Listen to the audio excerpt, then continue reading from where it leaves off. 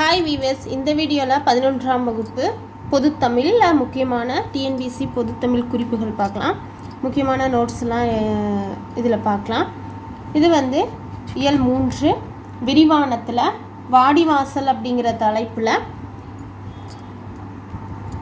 ஏறு தழுவுதலை பற்றி சொல்லியிருக்காரு சீசு செல்லப்பா. அந்த நூல்வெளி பார்க்கலாம்.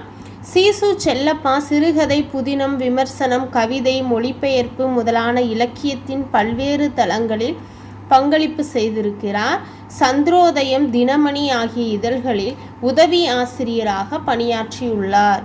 சந்திரோதயம், தினமணி ஆகிய இதழ்களில் உதவி ஆசிரியராக பணியாற்றியுள்ளவர் யார் அப்படின்னா சீசு செல்லப்பா அவர்கள். எழுத்து இதழினை தொடங்கினவர் சீசு செல்லப்பா. நவீன தமிழ் இலக்கிய மறுமலர்ச்சிக்கு வித்திட்டவர் யார் அப்படின்னா சீசு செல்லப்பா அவர்கள். தமிழ் இலக்கிய மறுமலர்ச்சிக்கு, நவீன தமிழ் இலக்கிய மறுமலர்ச்சிக்கு வித்திட்டவர் சீசு செல்லப்பா. அவருடைய குறிப்பிடத்தக்க படைப்புகள் என்னென்ன அப்படின்னா வாடிவாசல். இதுதான் இந்த பாடத்தில் வாடிவாசல் தான் கொடுத்துருந்தாங்க. அதனுடைய நூல்வெளி தான் நாம் இப்போ பார்த்துட்ருக்கோம். சுதந்திர தாகம், ஜீவனாம்சம், PS ராமையாவின் சிறுகதை பாணி, தமிழ் சிறுகதை பிறக்கிறது, இதெல்லாம் இவருடைய படைப்புகள். இவருடைய சுதந்திர தாகம் புதினத்திற்காக 2001ஆம் ஆண்டிற்கான சாகித்ய அகாதமி விருது கிடைச்சிருக்கு. சுதந்திர தாகம் என்ற புதினம் 2001ஆம் ஆண்டிற்கான சாகித்ய அகாதமி விருது பெற்றவர் சீசு செல்லப்பா அவர்கள். இயல் 5ல் கவிதை பேழையில் பிள்ளைக்கூடம் அப்படிங்கிற கவிதை கொடுத்துருக்காங்க. இதை எழுதினவர் ரா மீனாட்சி அவர்கள் தான் இதனுடைய ஆசிரியர். இளமையில் சிறகை முறிக்காத இனிய சூழலில் பிள்ளைகளுக்கு பிடித்த பள்ளிக்கூடம் எவ்வாறு இருக்க வேண்டும் அப்படிங்கிற தலைப்பில் தான் இந்த கவிதை எழுதியிருக்காரு ரா மீனாட்சி அவர்கள். இதனுடைய நூல்வெளி பார்க்கலாம். ரா மீனாட்சி 1970களில் எழுதத் தொடங்கி நெருஞ்சி, சுடுபூக்கள், தீபாவளி பகல், மறுபயணம், வாசனை புல், உதய நகரிலிருந்து கொடிவிளக்கு உள்ளிட்ட கவிதை தொகுப்புகளை படைத்துள்ளார். பாண்டிச்சேரி ஆரோவில்லில் வாழ்ந்து வருகிறார். ஆசிரியர் பணியிலும் கிராம மேம்பாட்டிலும் ஈடுபாடு கொண்டவர் யார் அப்படின்னா ரா மீனாட்சி அவர்கள். கொடிவிளக்கு என்னும் நூலிலிருந்து தான் இந்த கவிதை, இந்த பிள்ளைக்கூடம் அப்படிங்கிற கவிதை எடுக்கப்பட்டிருக்கு. கிராம மேம்பாட்டிலும் ஆசிரியர் பணியிலும் ஈடுபாடு கொண்டவர் யாருன்னா ரா மீனாட்சி அவர்கள். நெக்ஸ்ட் இயல் 5லேயே தான் கவிதை பேழையில் நற்றிணை கொடுத்துருக்காங்க. அதில் இருக்க நூல்வெளி மட்டும் பார்க்கலாம். இந்த நற்றிணை எழுதினது போதனார் தான் இதை எழுதியிருக்காரு. இது பார்க்கலாம். நூல்வெளி நற்றிணை 8 தொகை நூல்களுள் முதலாவது வைத்து பாடப்படுவதாகும்.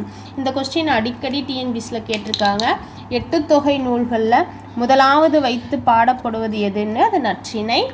நல்ல திணை என்ற அடைமொழியால் போற்றப்படும் சிறப்பினை உடையது.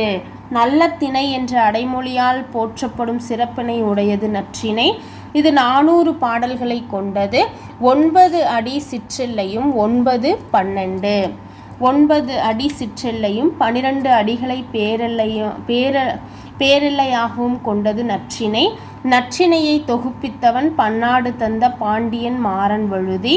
இதன் கடவுள் வாழ்த்து பாடலை பாடியவர் பாரதம் பாடிய பெருந்தேவனார் தான்.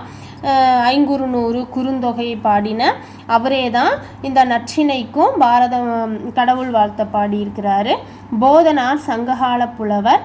நற்றிணையில் 110ஆம் பாடலை மட்டும் பாடியுள்ளவர் யாருன்னா போதனார் தான். அந்த பாடல் தான் இங்கே பாடப்பகுதியில் கொடுத்துருக்காங்க. நற்றிணையில் பேரெல்லை 12 அடி தான்.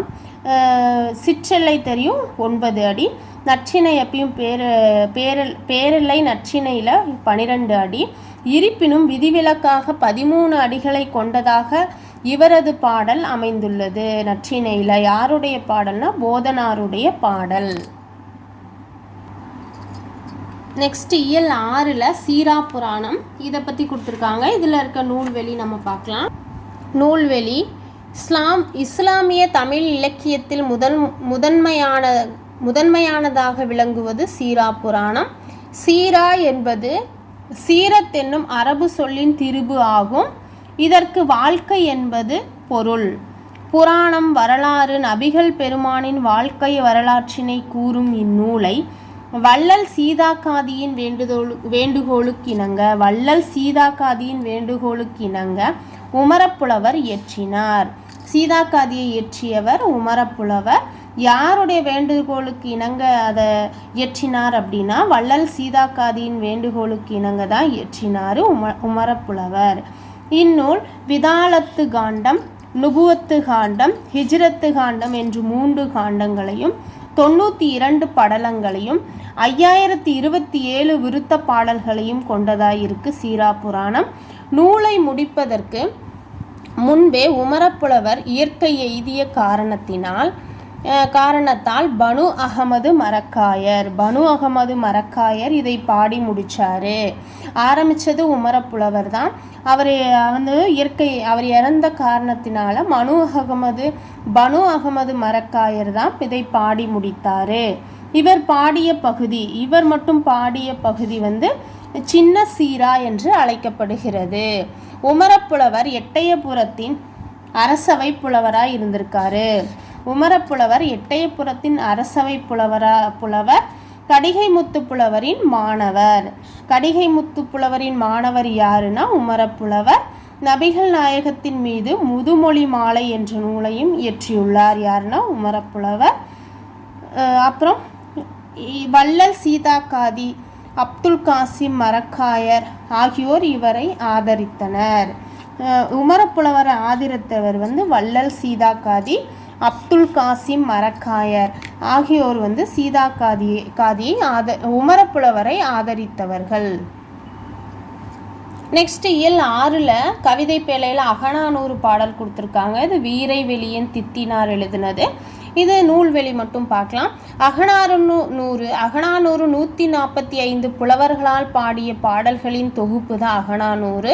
இது களிற்றி யானை நிறை, மணிமிடை பவளம், நித்தில கோவை என்று 3 வகைகளாக பிரிக்கப்பட்டுள்ளது அகநானூறு.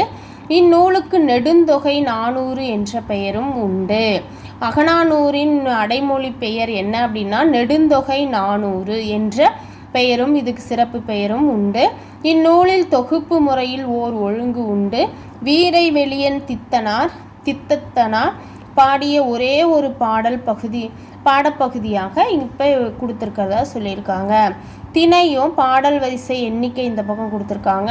பாலை திணையில் அகநானூரில் 1, 3, 5, 7ன்னு சொல்லி 200 பாடல்களும், குறிஞ்சி திணையில் 2, 8, 12, 18 அப்படிங்கிற வரிசையில் 80 பாடல்களும், முல்லை திணையில் இப்போ 4, 14, 24, 34 4 மடங்காக 4 நாளாக வந்திருக்கு. இது முல்லை திணை, ஞாபகம் வச்சுக்கோங்க. அப்படி 40 பாடல்களும், மருத திணையில் 6, 16, 26, 36 அப்படிங்கிற பாடல் வரிசைகளில் 40 பாடல்களும், நெய்தல் திணையில் 10, 20, 30, 40ங்கிற 10 வர்றது நெய்தல் திணை பாடல் வரிசைகள். அதில் 40 பாடல்களும் கொண்டது தான் அகநானூறு. இயல் 7ல் திருச்சாளல் சொல்லி மாணிக்கவாசகர் எழுதின கவிதை பேழையின் கவிதையை கொடுத்துருந்தாங்க. அதனுடைய நூல்வெளி பார்க்கலாம். திருவாசகம் என்பது சிவபெருமான் மீது பாடப்பட்ட பாடல்களின் தொகுப்பு ஆகும். திருவாசகம் இதனை இயற்றியவர் மாணிக்கவாசகர். சைவ சமயத்தின் 12 திருமுறைகளில் 8ஆம் திருமுறையாக உள்ளது எதுனா திருவாசகம். மாணிக்கவாசகர் இயற்றியது.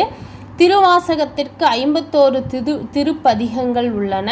இவற்றுள் மொத்தம் 658 பாடல்கள் அடங்கியுள்ளன. இந்நூல் 38 சிவ தலங்கள் பாடப்பெற்றுள்ளன. இந்த நூலில் 38 சிவத்தலங்கள் பாடப்பெற்றிருக்கு. பக்தி சுவையும் மனத்தை உருக்கும் தன்மையும் கொண்டவை திருவாசக பாடல்களாகும். திருவாசகத்துக்கு உருகாதார் ஒரு வாசகத்துக்கும் உருகார் என்பது முதுமொழி. திருச்சாளல் பாடல் தான் இதில் கொடுத்துருந்தாங்க. திருச்சாளல் தில்லை கோவிலில் பாடப்பெற்றது. இந்த திருச்சாளல் இந்த பாடல் தில்லை கோவிலில் பாடப்பெற்றது. ஜியு போப் திருவாசகம் முழுமையாக ஆங்கிலத்தில் மொழிபெயர்த்துள்ளார். ஜியு போப் திருவாசகம் இந்த நூலை முழுமையாக ஆங்கிலத்தில் மொழிபெயர்த்துள்ளார். மாணிக்கவாசகர் சைவ சமய குரவர் 4வரில் ஒருவர் தான் மாணிக்கவாசகர். திருவாதாவூரை சேர்ந்தவர் மாணிக்கவாசகர். இவர் அரிமர்தன பாண்டியனிடம் தலைமை அமைச்சராக பணியாற்றினார். அரிமர்தன பாண்டியரிடம் தலைமை அமைச்சராக பணியாற்றினவர் மாணிக்கவாசகர். மாணிக்கவாசகர் இயற்றிய நூல்கள் திருவாசகம், திருக்கோவையார். மாணிக்கவாசகம் இயற்றிய நூல்கள் எதுன்னா திருவாசகம், திருக்கோவையார் ஆகும். வீவர்ஸ், இதோட இந்த வீடியோ முடிச்சுக்கலாம். இந்த வீடியோ உங்களுக்கு பிரயோஜனமாக இருக்கும்னு நினைக்கிறேன். இந்த வீடியோ உங்களுக்கு பிடிச்சிருந்தா மறக்காமல் சப்ஸ்கிரைப் பண்ணுங்கள். உங்கள் விருப்பங்களை கமெண்ட் பாக்ஸில் தெரிவிங்க. நன்றி, வணக்கம்.